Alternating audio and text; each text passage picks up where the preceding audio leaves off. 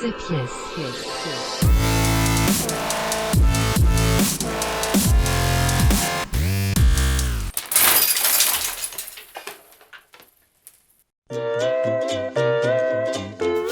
En fait, la première étape, c'est que je regarde vos commentaires et je regarde donc les objets que vous m'avez proposés. Et j'avais envie de faire une animation qui serait en rythme sur une musique. Et vu que vous avez été pas mal à me demander d'animer des pièces, je me suis dit que c'est un truc qui pourrait peut-être bien se faire. Et vu qu'en plus je suis pas expert en tout ce qui est bruitage ou musique, etc., ça aura rendu beaucoup plus professionnel si j'en prends une déjà toute faite. En fait, c'est pas que je suis pas bon, c'est que je sais tout simplement pas faire de musique.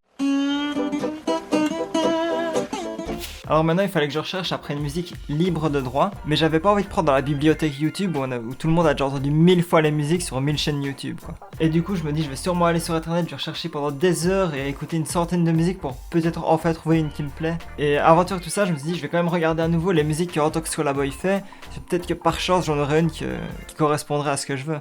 Et je l'ai trouvé bien mais il n'y a pas ce petit bruit que je recherchais, un petit bruit de pièce comme quand on fait ça.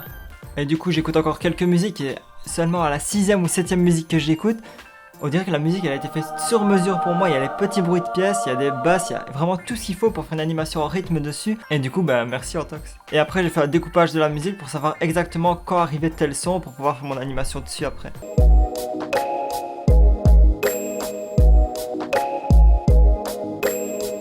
Et si vous vous demandez pourquoi j'ai mis une petite étoile ou un petit carré rouge ou quoi, je trouvais juste ça joli et je me dis peut-être que le soir à 4h du mat quand j'animerai tout seul dans ma cave, ça va remonter le moral.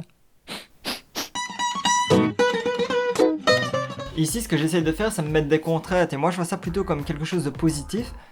Parce qu'en fait si tu te mets pas de contraintes, t'es là, t'es avec toutes tes pièces et tu te dis putain ok c'est bien mais qu'est-ce que je fais? Donc la première contrainte c'est la musique. La deuxième, c'est le fait que je pars avec une pièce de 2 € et que je reste tout le temps sur une valeur de 2 €, donc 2 pièces de 1, 4 pièces de 50 cents, etc. Et voilà, donc en me disant des petits trucs comme ça, je resserre un petit peu les possibilités, mais je trouve plus facilement des idées. Pour vous donner un petit exemple, à un moment dans la musique, il y a une flûte qui se déclenche, et moi ça me fait penser un petit peu aux enchanteurs de serpents, donc je me suis dit, je vais prendre les 4 pièces de 50 cents et je vais les faire léviter un petit peu comme si elles étaient enchantées. Pourquoi pas quand elles retombent, alors elles explosent puis ça se rassemble tout et ça part en serpent. Et du coup je vais avoir des petites histoires de merde comme ça, mais au final j'en garde quelques-unes et je fais mon animation. Alors maintenant on passe à l'étape de l'animation, donc j'installe mon matériel, l'éclairage, etc. Et puis je fais quelques tests de plan pour voir ce qui rend le mieux.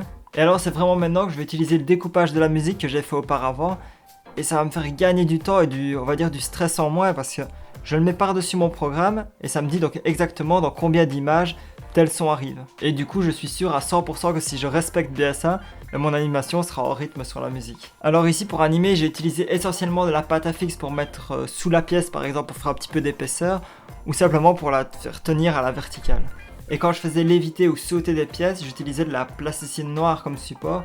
Comme ça, si jamais j'ai un problème lors de la correction, ça reste toujours noir sur noir et c'est plus discret que si j'avais pris une autre couleur. Et donc juste pour l'étape de l'animation, mais qui est quand même la plus grosse étape, ça m'a pris aux alentours des 17 heures.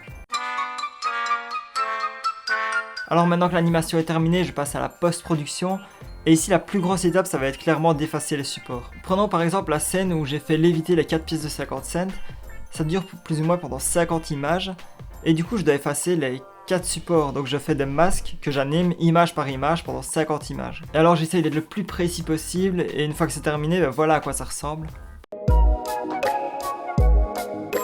Alors je sais pas si vous avez remarqué, mais pendant... on va dire un vieux podcast. Alors je sais pas si vous avez remarqué, mais il y a quelque chose qui cloche dans l'animation maintenant. En fait c'est qu'en effaçant les supports, j'ai aussi effacé l'ombre des pièces. Donc du coup ici, je vais recréer 4 ombres et que je vais essayer d'animer en même temps que le mouvement de chaque pièce. Alors une fois que j'ai fini toutes ces retouches, il me reste plus qu'à toucher un petit peu à la colorimétrie parce qu'en fait je trouvais que l'image était un peu sombre et jaunâtre et du coup je l'ai éclairci et je l'ai fait pencher un petit peu plus vers les bleus. Je trouvais ça juste plus stylé en fait. Et je pense que cette étape de post-production m'a pris plus ou moins 6 heures. Voilà, donc maintenant je vous laisse sur un petit timelapse qui dure un peu moins d'1 minute mais qui retrace les 17 heures pendant que j'animais. Si vous avez kiffé la vidéo, vous pouvez me laisser un petit pouce bleu. Et si vous voulez encore plus me soutenir, je vous mets dans la description un lien Utip et vous pouvez regarder une petite pub.